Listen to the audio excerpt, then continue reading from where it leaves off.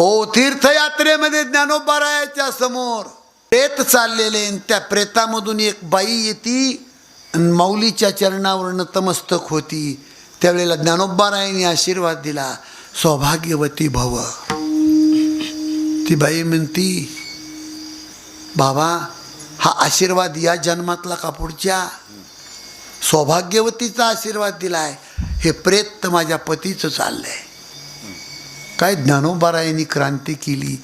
ते प्रेत थांबवलं आणि त्याला स्पर्श केल्याबरोबर ते जिवंत झालं आणि उठून ज्ञानोबारायाचं दर्शन घेतलं आणि ते प्रेत जिवंत करून त्याच्या हातातून ज्ञानेश्वरी लिहिली. जिवंत माणसांनी उघडली सुद्धा नाही. काय कौतुक आहे. शके 1212 तै टीका केली ज्ञानेश्वरी. सच्चिदानंद बाबा आदरे लेखक झाला.